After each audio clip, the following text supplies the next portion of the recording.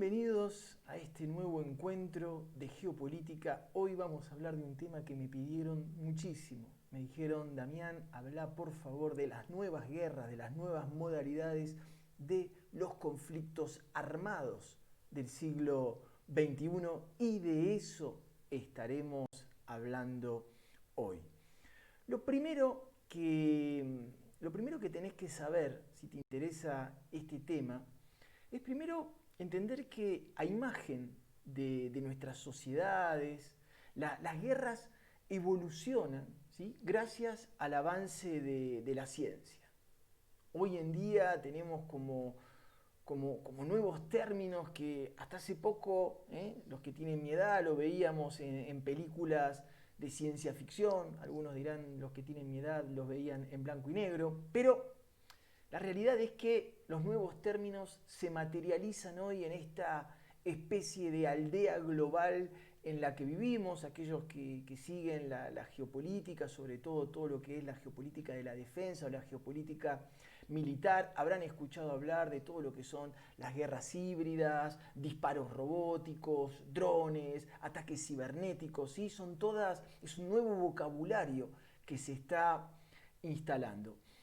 Y si empezamos a ahondar en este tema, una de las características creo que ha traído este nuevo siglo XXI son las cada vez más ocurrentes o los cada vez más ocurrentes llamados conflictos asimétricos. Ahí tenemos una nueva característica, ¿sí?, que cada vez se está dando, digamos, en mayor proporción, ¿sí? Un conflicto asimétrico es aquel que opone fuerzas estatales contra grupos armados no estatales y materialmente insignificantes, ¿sí?, comparado con los estados que lo combaten. Por supuesto que ya veo que alguno me dirá, pero Damián, los conflictos asimétricos son más viejos, que datan más o menos de cuando el hombre es hombre. Por supuesto, estamos de acuerdo, sin ir más lejos, aquellos que supongo que mucha gente de ustedes, y si no lo han hecho, les recomiendo leer el libro de Sun Tzu, El arte de la guerra, que es un libro que habla de la guerra, pero también es un libro espiritual muy enriquecedor. Y en este libro de Sun Tzu, un libro que data del V siglo antes de Cristo, ya se hablaba de estas guerras asimétricas, ¿sí?, en donde hoy en día podemos hablar, por ejemplo, ¿cuál es el típico ejemplo de guerras asimétricas? Tenemos, por supuesto, los conflictos del llamado terrorismo, la guerra de guerrillas, ¿sí? Son típicas guerras que podríamos llamar asimétricas. Y en muchos de estos casos, en muchos de este tipo de guerras asimétricas, el enemigo es percibido como un criminal y no como un beligerante, ¿sí? Porque ¿cuál es la diferencia entre un criminal y un beligerante? Cuando uno está frente a un beligerante, ¿sí?, tiene derechos, y cuando uno se encuentra frente a un criminal, los derechos del criminal no se encuentran regidos por diferentes convenciones, ¿cómo se llama?, convenciones internacionales. Entonces, digamos que no es de extrañar en este sentido, ¿sí?, que ante todos los procesos de evoluciones tecnológicas en el cual estamos sumergidos, van apareciendo como nuevos términos, ¿sí?, como el de guerra híbrida. Esto es un término que me gustaría detenerme un poquito, es un término que es de origen americano y que define justamente una nueva modalidad de guerra que combina justamente el tipo de guerra tradicional, ¿sí?, típico, por ejemplo, de la Segunda Guerra Mundial, ¿sí?, en donde se enfrentan dos estados, que está basado en el poder de fuego de los dos estados. Entonces, en las guerras híbridas o en los conflictos híbridos hay, por un lado, una especie de guerra tradicional entre dos estados, pero también se ve mezclado con todo lo que son los conflictos asimétricos de terrorismo y guerrilla. Un típico ejemplo de lo que son estas guerras híbridas pueden observarse hoy en día en Medio Oriente con la lucha contra el Estado Islámico. ¿Por qué? Porque por un lado el Estado Islámico representa en muchos sentidos esta especie de adversario híbrido para Occidente, porque combina capacidades militares clásicas como artillería, tanques, misiles, y el Estado Islámico en ciertas partes del territorio, ¿sí? Opera con las funciones que tienen los estados tradicionales, asegura la ley, asegura la salud, tiene ciertas funciones sociales dentro de los territorios. Y por otro lado, la Organización del Estado Islámico también lleva a cabo prácticas de terrorismo internacional, implementando acciones de guerrilla, propagandas en los medios de comunicación, en las redes sociales. En síntesis, representa dos modalidades de guerras combinadas. Entonces, nos vamos dando cuenta, de alguna manera, de que la tecnología siempre, hoy en día y históricamente, siempre ha sido el elemento clave de las guerras. Un claro ejemplo de esto, por ahí si te interesa todo lo que es la evolución de las guerras, ¿sí? Un claro ejemplo es, por ejemplo, la utilización del estribo. No sé si alguna vez te pusiste a pensar en la importancia que había tenido el descubrimiento del estribo. El estribo es el que permite al jinete poder de alguna manera tener las dos manos libres para poder, por ejemplo, disparar un arco con una flecha, ¿sí? Por ejemplo, los ejércitos mongoles en el siglo XII y XIII tenían esa ventaja tecnológica respecto de sus pares, podríamos decir, occidentales, y les permitía disparar con las manos libres, y esa novedad, ¿sí? Fue decisiva para poder vencer a los enemigos. Ojo que la tecnología del estribo no es que la inventaron los mongoles, porque los primeros rastros más antiguos hay rastros de 200 años antes de Cristo, por ejemplo en la región de la India, pero ¿sí? A estos mongoles podríamos decir que casi el tema del estribo y otras tecnologías y otras modalidades de organización en la guerra les permitió, digamos, casi conquistar casi la mitad del globo terráqueo, ¿sí? Y entonces, este tema de la tecnología, yo creo que a nivel tecnológico, militar, la principal evolución que tenemos, yo diría principalmente en este nuevo siglo, es, digamos, que el ser humano ha llegado a la posibilidad de cometer actos de guerra, ¿sí? Sin tener necesidad ni de movilizar ni de poner en riesgo a los conscriptos, ¿sí? Los conscriptos, siempre lo dijimos, uno de los grandes problemas que hay y que ha permitido y que les permite a las potencias, digamos, esta cosa de poder cometer actos de violencia sin utilizar conscriptos, como por ejemplo en la utilización de drones, es que lo habíamos dicho, la muerte de los soldados tienen un costo comunicacional muy importante para las potencias, sobre todo las potencias occidentales, ¿sí? Los gobernantes analizan que cada muerte, por más que sea casi ínfima, ¿sí? Es como que tiene un costo de rating muy importante. Entonces, en este marco, ¿sí? En este marco existe hoy en día la posibilidad de que las máquinas puedan cometer actos de violencia programados. Y esto es importante entender porque de alguna manera, ¿sí? Poco a poco, con el tema de la inteligencia artificial, esto implica el poder delegar nuestra capacidad de discernimiento a la hora de cometer dichos actos, ¿sí? Y un elemento esencial en lo que es la atribución de la responsabilidad. Porque el recurrir de forma creciente a la tecnología en materia de hostilidades bélicas ha puesto como de relieve cuestiones de muy alta complejidad relacionado con la responsabilidad legal, ¿sí? Teniendo en cuenta, entre otros elementos, ¿sí? Por ejemplo, en un disparo por dron, en un disparo robótico, en un disparo a control remoto, hay mucha gente que está involucrada, ¿sí?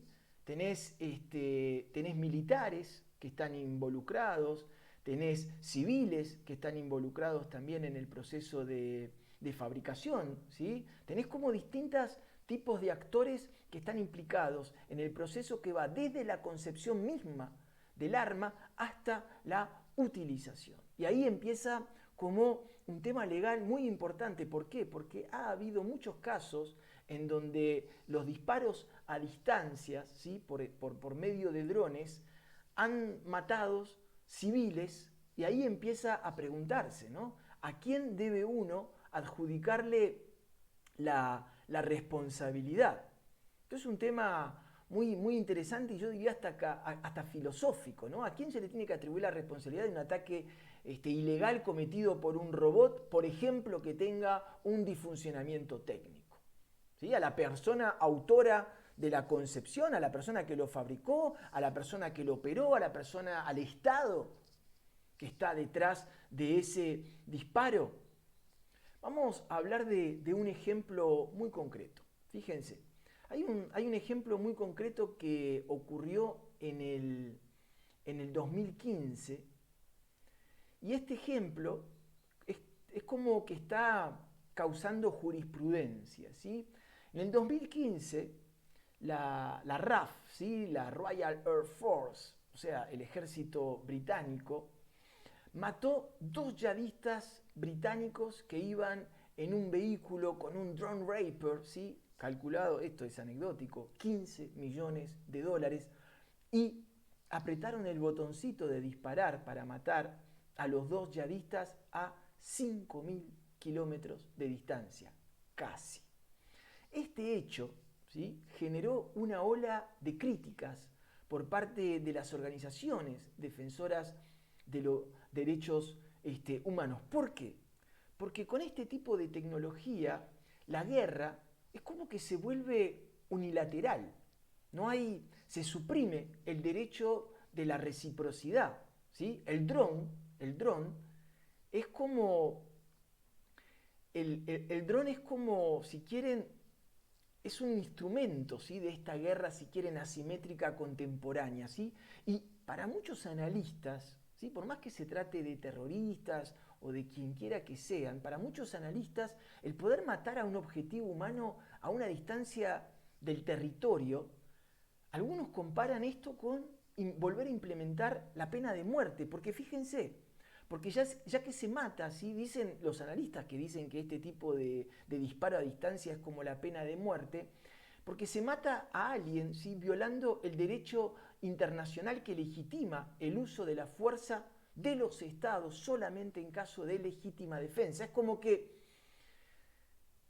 es muy complicado, porque es como que mato antes de que me maten, pero tengo que tener la seguridad de que esa persona iba a actuar, ¿sí? Violentamente contra mí. Es como que se entiende un poquito. Entonces nos encontramos como cada vez más alejados, ¿sí? de los clásicos conceptos de guerra, tales como los define Clausewitz, ¿sí? Si te interesa todo lo que es la geopolítica de los conflictos, la historia de los conflictos, tenés que leer a Clausewitz, ¿sí? Que es un teórico militar prusiano del siglo XIX, que justamente definía la guerra como un duelo entre 2 combatientes, o bien una multitud de combates como encastrados los unos en los otros. Con el tema de los disparos robóticos o por drones, ¿sí? Y con la muerte de los individuos por drones, es como que de alguna manera, ¿sí? Para algunos teóricos, se están produciendo ejecuciones extrajudiciales de individuos, y no es que son culpables, es que son presuntamente culpables, por cierto, de actos atroces, pero son presuntamente culpables. Y eso va en contra de todos los principios de justicia, donde se dice que una persona es presuntamente inocente antes que se demuestre lo contrario. Acá con los disparos de drones, ¿sí? Es como que uno entra en una lógica como a la inversa, ¿sí? porque se ejecuta gente presuntamente culpables de actos atroces que no fueron juzgados y que no están conforme al derecho internacional y que no hay un conflicto entre dos partes y no es un combate entre dos seres humanos. Y ahora sí entramos en un tema, ni que hablar de todo lo que son los errores en las muertes de civiles inocentes por mala definición que pueda tener una cámara de un dron. Y también ni que hablar de la violación a la privacidad, individualidad, ni que hablemos de la violación a los derechos individuales de privacidad, donde individuos son filmados durante cantidad de tiempo, ¿sí? O también países, ¿sí? Países que ven cómo sus fronteras son violadas sistemáticamente por estos robots, por estos drones, que son muy difíciles de controlar. El tamaño de los drones es cada vez más reducidos. Entonces, uno se da cuenta que no es que uno esté cuestionando, ¿sí?, todo esto, sino que uno dice, están como apareciendo vacíos legales muy importantes, como que vemos que en el derecho de esta nueva modalidad de conflictos en el siglo XXI, en estas nuevas guerras del siglo XXI, es como que hay muchas lagunas a nivel de derecho y que recién ahora los expertos empiezan a sumergirse, pero siempre pasa lo mismo. La tecnología evoluciona mucho más rápido, ¿sí?, que las legislaciones. Entonces, fíjense que las preguntas, si queremos resumir el conflicto o todo lo que está en juego en el tema de los drones, ¿sí?, nos podemos preguntar, si falla un dron, y supuestamente, supongamos que ya ha habido casos que ha sido así, que el dron causa muertes innecesarias, ¿quién tiene que pagar? ¿El soldado que estaba a cargo de disparar? ¿El Estado poseedor del dron? ¿El fabricante? ¿El Estado que lo vendió? ¿Quién paga cuando falla un dron? Falta el tema de la reglamentación. Y uno se pregunta entonces, Dami, ¿cuándo van a empezar a reglamentar? Y están tratando de empezar a reglamentar, pero todavía va muy lento. ¿Cuándo se va a empezar a reglamentar? Seguramente cuando haya el primer atentado terrorista, seguramente si se produce en una ciudad del tercer mundo, seguramente que no se va a tener en cuenta. Pero cuando algún ciudadano estadounidense o se produzca algún atentado terrorista en alguno de los países occidentales y cuando haya terroristas que en vez de salir a matar ellos manejen dron, que salgan a matar gente, ¿sí?, o en Estados Unidos, en vez de salir en modalidad de lobo solitario a matar, utilicen drones para matar, ahí se van a dar cuenta del gran problema que hay en los drones, porque una de las cosas que tenés que entender es que hoy en día cualquier persona puede tener acceso a un dron. Vos me dirás, ok, Dami, pero ¿a un dron armado? No. Sí, es cierto, a un dron armado no, pero armar un dron es muy fácil, ¿sí?, para aquellos que tienen la tecnología. Entonces, hoy en día, ¿sí?, a más de uno le habrá pasado que de repente se encuentra bajo la cámara de un dron en un parque, en una plaza, y realmente, ¿sí?, se siente violado en su privacidad. Y ni que hablar si uno está en manos, si un dron cae en manos de un loquito, de un desequilibrado mental, ¿sí?, que utiliza ese dron para poder empezar a causar nuevas masacres en el siglo XXI. A mí me gusta mucho siempre este dibujo, cuando hago las conferencias sobre los drones siempre lo muestro, ¿sí?, porque está bien, acá el dron tiene como un efecto es el dron enviado por la madre para poder espiar al hijo, pero así como la madre, ¿sí?, porque es así, hasta una madre puede conseguir un dron para poder espiar a sus hijos, ¿sí?, esto puede caer en manos de cualquier ser humano y no hay legislación alguna, ¿ok? Entonces, bien, eso respecto a todo lo que son los disparos de robóticos a distancia y todo el problema legislativo que ocurren. Pero en estas nuevas guerras del siglo XXI, en esta nueva modalidad de conflicto que hay en esta nueva era, ¿sí? Tenemos que hablar también de otro tema que es fundamental, que es todo lo que son las ciberguerras, ¿sí? Las ciberguerras es otro tema fundamental para poder entender la nueva modalidad de conflictos que estamos viviendo en el siglo XXI. Entonces, ya nos vamos dando cuenta que el ciberespacio, ¿sí?, se está transformando ¿sí?, en el territorio, si querés, en la fuente de conflictos internacionales. No hace mucho, fíjate que hace apenas 4 años, ¿sí?, en el 2016, que la OTAN ha reconocido de manera oficial el ciberespacio como uno de los nuevos campos de batalla. Te voy anticipando, Estados Unidos, Rusia, China e Israel pican en punta. Lejos la Unión Europea y a años luz, lamentablemente, después vamos a hablar, está el continente latinoamericano. ¿Sí? Esto es importante para saber. Ok, bien, vamos a empezar a responder preguntas respecto al ciberespacio. Por ejemplo, ¿cuál es la importancia del ciberespacio en la geopolítica actual? Yo diría que la mayoría de los analistas, por no decir todos, ¿sí?, pero todos los expertos en todo lo que es la geopolítica de la defensa, la geopolítica militar, coinciden en que el ciberespacio se ha convertido en un sistema vital para nuestro modelo de sociedad, transformándose, como no podía ser de otra manera, conociendo la naturaleza humana, en una nueva fuente de conflicto, de tensiones internacionales, ¿sí?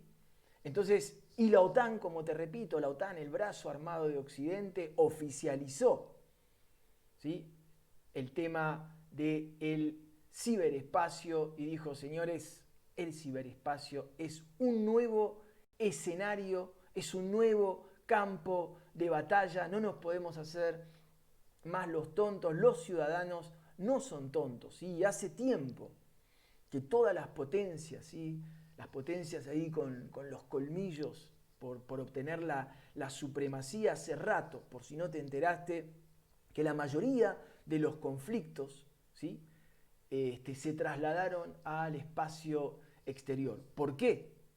Porque esto es muy fácil, la ecuación es muy fácil de entender y es cada vez más simple.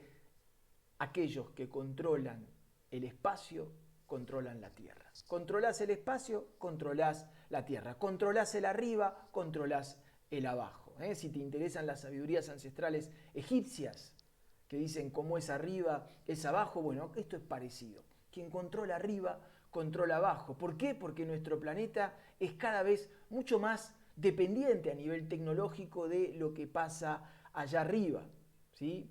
Muchos expertos coinciden en decir que el cosmos ya se ha convertido en un eje geoestratégico fundamental. Hace poco, el expresidente Donald Trump, ¿sí?, había oficializado la era de las Fuerzas Armadas Espaciales. ¿Okay? Entonces, es un tema muy importante a tener en cuenta el ciberespacio. Bien, vamos a otra pregunta. ¿Cómo podemos definir entonces lo que es una ciberguerra y cuáles son los antecedentes en la historia reciente? Ok, comencemos por la definición de lo que es una ciberguerra. ¿Sí? Vamos a tratar de definir lo que es una ciberguerra porque esto siempre ayuda a posicionarse dentro de un contexto. Ok, entonces, cuando hablamos de ciberguerra, también una de las primeras cosas que tenemos que entender es que no estamos hablando de personas que en el espacio se disparan entre naves. Todavía no llegamos a eso. Cuando hablamos de ciberguerra estamos hablando de una guerra de información, ¿sí? Podemos decir que una ciberguerra o la guerra de información es toda actividad que está destinada a adquirir, a robar datos o conocimiento, o bien privar al adversario de esto con un fin estratégico, sea a través de sistemas como vectores y medios de tratamiento de la información, sea por el contenido. La ciberguerra, habrás visto, de las fake news, etc. ¿Sí? Pero lo que se busca es asegurar una dominación en el flujo de guerras. Entonces, ¿sí? En el flujo de datos, perdóname. Entonces, la ciberguerra sería es como la dimensión técnica de esta guerra de datos, ¿sí? Es un nuevo instrumento, si se quiere, para responder a lo que es la conservación del secreto, el espionaje, el sabotaje, la propaganda. Todo esto entra dentro de la ciberguerra a través justamente de esta guerra de la información. Como lo sostienen la mayoría de los autores, ¿sí? No es que la ciberguerra existe por ella misma. Esto no significa que es Internet el que creó la ciberguerra o bien que apareció la ciberguerra de la nada, ¿no? Es que esto es la vieja historia de siempre, ¿sí? La ciberguerra llega como un instrumento más clásico, ¿sí? Esto lo podemos ver con la teoría de la relatividad de Einstein, ¿sí? Uno puede utilizar una herramienta para el bien o bien para hacer la guerra. Y la ciberguerra aparece como un soporte a instrumentos más clásicos, ¿sí? Si querés, la guerra tiene por finalidad última, ¿sí? Esto es importante, la guerra tiene por finalidad última una acción, una consecuencia en el mundo físico y real. Entonces, la dimensión cibernética es solamente, esta ciberguerra es solamente un medio suplementario, ¿sí? Es como mediante nuevos sistemas, otras herramientas, pero el fin es el mismo. El fin es poder accionar sobre el mundo físico. Y en este sentido, la dimensión digital, ¿sí? Hoy en día se está convirtiendo en un vector que puede, de alguna manera, proporcionar una ventaja, yo diría, determinante, o bien permitir una ventaja estratégica determinante, ¿sí? Si uno tiene que ir al primer antecedente de la ciberguerra, yo creo que la mayoría de los expertos se remontan al 2007. No sé si te acordarás, podés buscar ahí información sobre internet.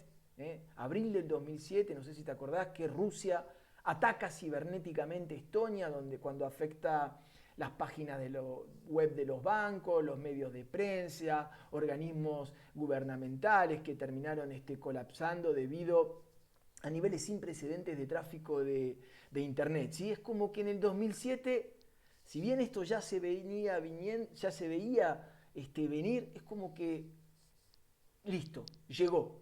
Entramos en la era oficialmente de las ciberguerras. Pero uno de los ataques, creo yo, cibernéticos más recordados, ¿sí? Y que también fue, yo creo, uno de los más mediatizados, no sé si te acordás, fue en el 2010, a Irán, cuando le dañan a través de un ciberataque a Irán su programa nuclear. En ese ataque Estados Unidos e Israel fueron como señalados como los grandes culpables, ¿sí? En el 2010 grandes daños se produjeron al programa nuclear iraní. Y el último antecedente de importancia para señalar, ¿sí?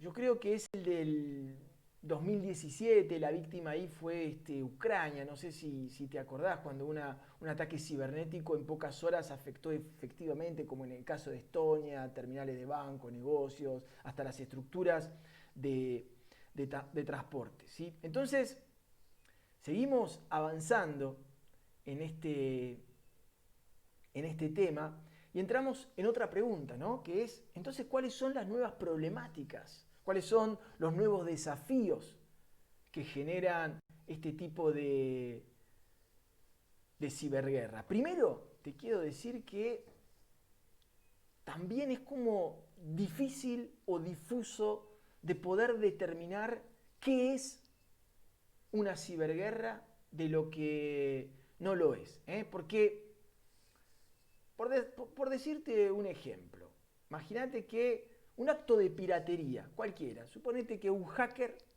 ¿sí?, se le ocurre ahí, para tontear, entrar y hackear la página de algo, de un banco, de un organismo. ¿Estamos dentro de una ciberguerra? Y si lo hace un Estado, ahí sí entramos en un tema de la ciberguerra. Cuando alguien, por ejemplo, difunde una fake news, estamos en caso de ciberguerra. Por ejemplo, no le gusta un candidato a presidente, entonces alguien individualmente, ¿sí?, empieza a difundir una fake news, una imagen, una información. ¿Se entiende? El concepto mismo de ciberguerra es como difícil, ¿sí?, de poder determinar así de manera muy precisa. Entonces, pero de todas maneras, ¿sí?, estas ciberguerras, ahí sí que estamos de acuerdo que están generando incontestablemente nuevas problemáticas, ¿sí? ¿Por qué? Porque primero hay un tema, ¿sí?, que a diferencia de lo que pasa en los ataques tradicionales, la persona que ataca en el cibermundo, ¿sí?, se beneficia como de un anonimato que es muy difícil de poder rastrear, ¿sí? Y así como el tema de la imprevisibilidad también es un tema. Es como que en cualquier momento puede haber un ataque cibernético y dificulta, ¿sí?, poder identificar un enemigo a vencer. ¿Por qué? Porque Internet efectivamente está brindando como novedosas oportunidades de poder colocar individuos, ¿sí?, más allá de las fronteras. Yo puedo ser un hacker estadounidense, estar viviendo en Brasil y estar hackeando un banco en Singapur. ¿Se entiende? Y además, los individuos, a través de los hackeos, a través de la difusión de las fake news y a través de la difusión de ideologías, de contenidos que influyen en un montón de personas, tienen la capacidad de poder influenciar los estados, las opiniones públicas, se produce la difusión de ideología. Y no es que acá uno, acuérdense, no es que uno está diciendo está bien o está mal. Lo que estamos diciendo estamos describiendo lo que está aconteciendo y estamos mostrando cómo que todo lo que es la legislación internacional viene corriendo como de atrás, ¿no? Es como que los estados, la sociedad, diría yo, está como mirando con largavistas cómo todo este tema se le está escapando a una velocidad y que tiene muchísima influencia en nuestro cotidiano y es a nosotros, a los ciudadanos de este planeta, de poder presionar a nuestros gobernantes, a nuestros representantes, para que estos temas se legislen, tal vez por referéndum, como quieran, pero hay que legislar, ¿sí?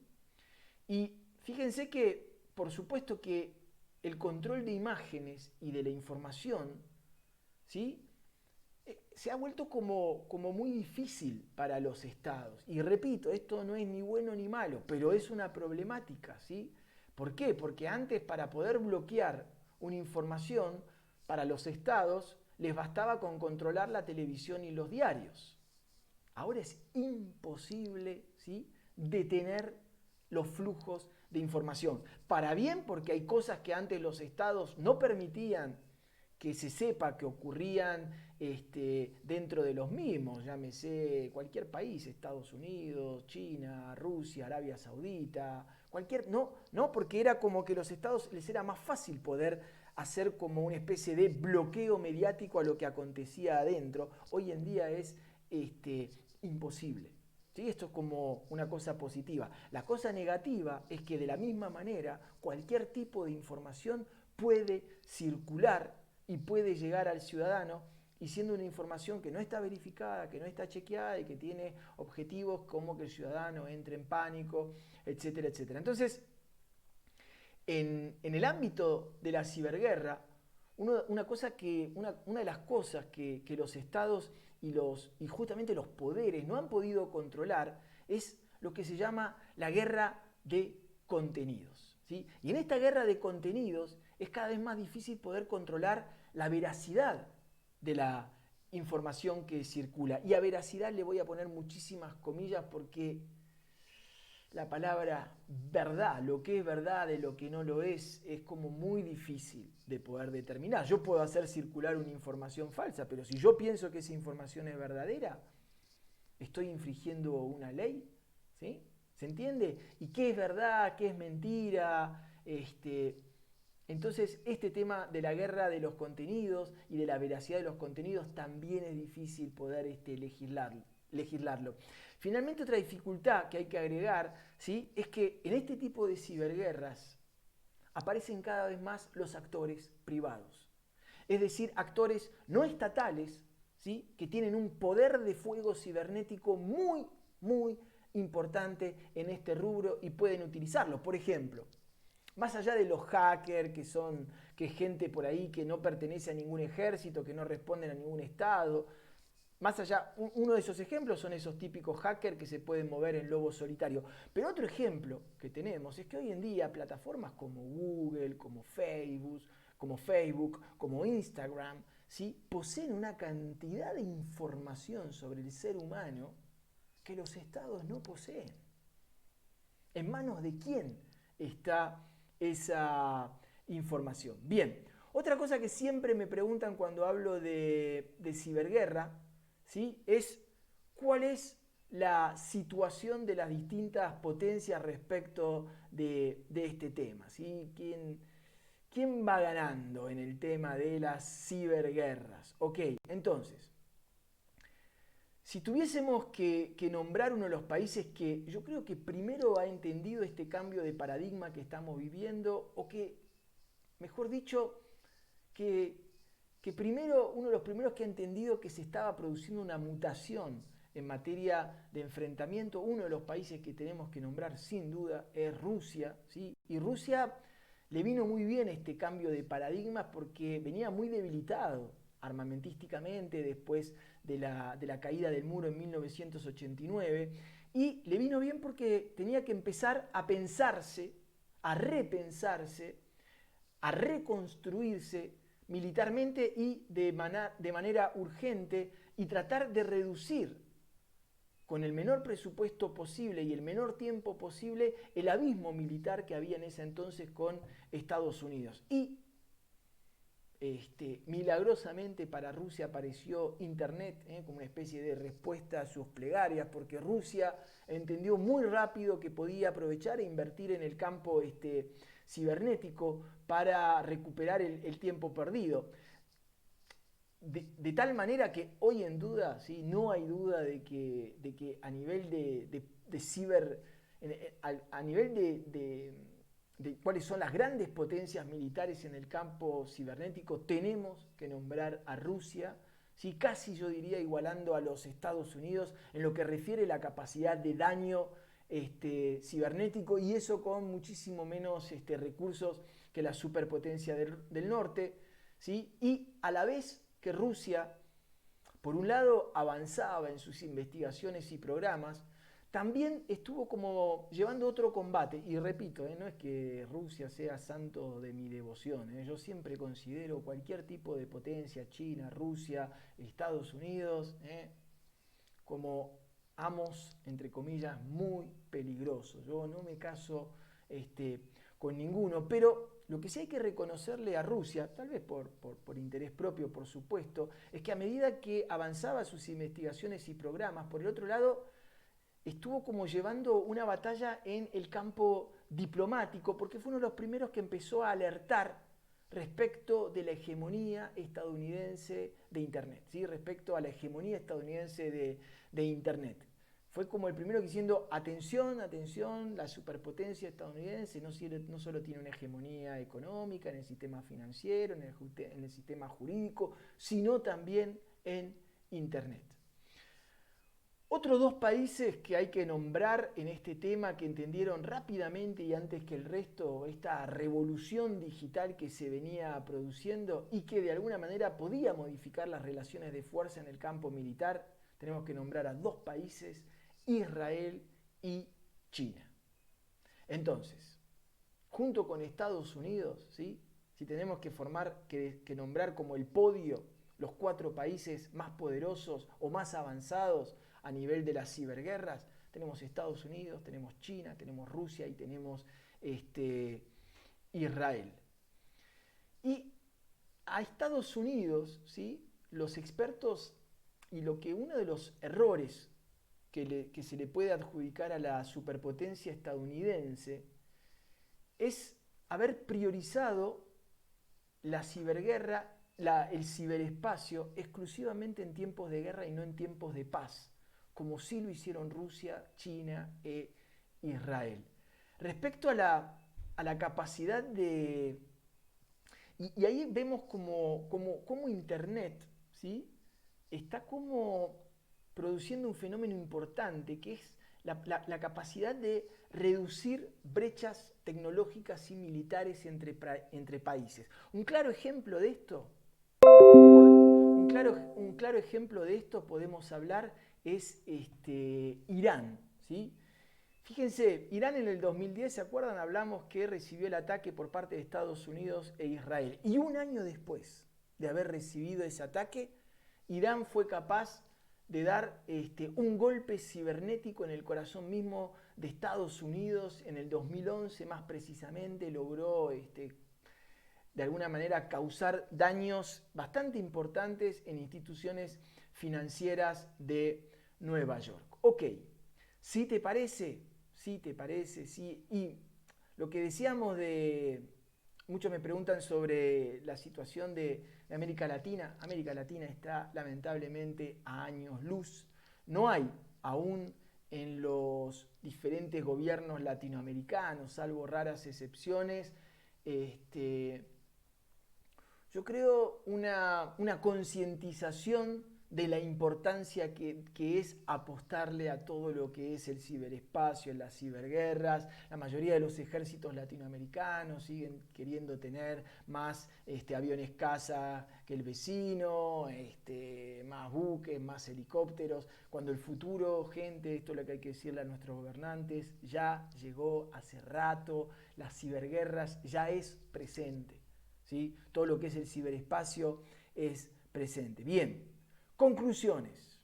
¿Qué podemos decir de conclusiones? ¿Cuáles son los desafíos respecto a todo este tema de las ciberguerras, si querés, a la geopolítica de Internet? Yo creo que una de las reflexiones que tenemos que ir como pensando, y yo diría como cerrando, es que en el mundo digital, y esto es válido tanto para el sector privado como para el sector estatal, incluso para nosotros mismos, los individuos, los ciudadanos, es que a medida que pasan los años, nosotros vamos como el mundo, el planeta va como avanzando en un proceso de digitalización. Y lo que tenemos que entender es que más las estructuras, más los estados, más los individuos están conectados en esa famosa conectividad, en ese famoso mundo 5G, más somos vulnerables a nivel digital. Y eso, la mayoría de las potencias lo tienen bien claro, ¿sí? Es por eso que, fíjense que uno de los grandes peligros que está viendo es que cada vez haya más países, más potencias que produzcan lo que se llama una fracturación del ciberespacio. Es decir, que cada país desarrolle la capacidad de ser autónomo a nivel de Internet. ¿Qué quiere decir? Porque no existe ¿sí? una red global. O sea, lo que hoy existe es la gran mayoría de todos, digamos, el mundo de Internet está conectado a todo lo que son los monstruos de Internet estadounidenses, ¿sí? Y lo que están buscando, por ejemplo, China y Rusia, es no ser dependiente a nivel de Internet de Estados Unidos, ¿sí? Poder enchufarse y desenchufarse de la Matrix de Internet cuando les convenga. Entonces, una de las cosas que nos podemos preguntar, ¿qué pasa si no estaremos en un mundo digital o numérico, ¿sí? que se desarrolló a una velocidad tanto que no se tomó en cuenta el aspecto de seguridad del ciudadano, ¿sí? Y hoy en día, fíjense que no hay ningún organismo internacional como existe la Organización Mundial de la Salud, que a veces para tener organismos así mejor no tenerlas, ¿sí? O como la ONU, ¿sí? Otro organismo más que uno se pregunta para qué sirve. Pero no existe un organismo internacional que pueda de alguna manera regir el tema de Internet. Tenemos organismos, como dijimos, que rigen la salud, que rigen el tema del nuclear, el tema de la aviación, pero de Internet todavía no hay nada. Y no vamos a ser ingenuos y pretender que se cree un organismo democrático al respecto, porque ninguno de estos organismos que acabamos de nombrar es democrático, ¿sí? Pero las remotas, digamos, chances de poder crear una legislación mundial al respecto, la única chance que hay es que las potencias, ¿sí? Las 4 o 5 potencias que nos gobiernan a nivel planetario, consensúen al respecto. Pero si vamos un poquito más lejos en esta conclusión, es empezar a pensar el tema de la dependencia tecnológica, ¿sí? Que nos conlleva necesariamente a una mayor vulnerabilidad, ¿sí? ¿Qué pasa si estamos cada vez más conectados y qué pasa si se produce un disfuncionamiento técnico? ¿Sí? Hoy en día un apagón mundial de Internet provocaría una cantidad de catástrofes humanitarias inéditas, ¿sí? Accidentes tecnológicos podrían ser mayores, imagínense, está todo conectado. Entonces somos cada vez más vulnerables, ¿sí? Imagínense los aeropuertos, la parálisis de los sistemas de salud, los aprovisionamientos de un país o del mundo que se pueden producir debido a la destrucción de redes informáticas, o caemos sobre algunos hackers que tienen ese poder. Fíjense lo que les pasó a los iraníes, repito, en el 2010, ¿sí? Cuando el sistema informático de las centrales nucleares iraníes, ¿sí? Fueron atacados por el virus, no sé si te acordás, el Stuxnet, a manos de Irán y Estados Unidos, y podría haber causado un desastre nuclear. También uno se podría preguntar, ¿y qué pasa si un día un grupo de hackers de alguna manera se toma posesión, ¿sí? Hackea el sistema informático de un ejército de 50.000 drones, o 1.000 drones, o 500 drones armados, y los empiezan a manejar como ellos quieren? ¿Se dan cuenta? Hay un peligro, ¿sí? Es como que la humanidad a nivel de la tecnología está como caminando en una cornisa, y la novedad, ¿sí?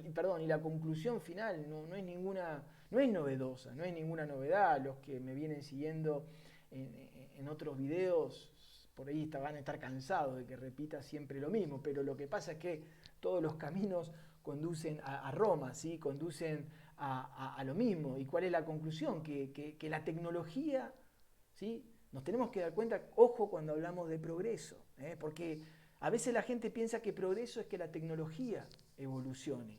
Y la realidad es que hoy en día nos estamos dando cuenta que la tecnología no solamente evoluciona más rápido que el marco para legislarla, sino que evoluciona mucho más rápido que el ser humano.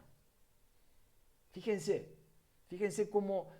si uno puede hablar de evolución del ser humano, ¿sí? Cuando en el sistema planetario que hemos construido, la guerra es el mejor de los negocios. No me canso de decirlo. Mientras estemos en una matrix, en un sistema en donde la guerra siga siendo el mejor de los negocios, no hay chances de lograr una paz planetaria.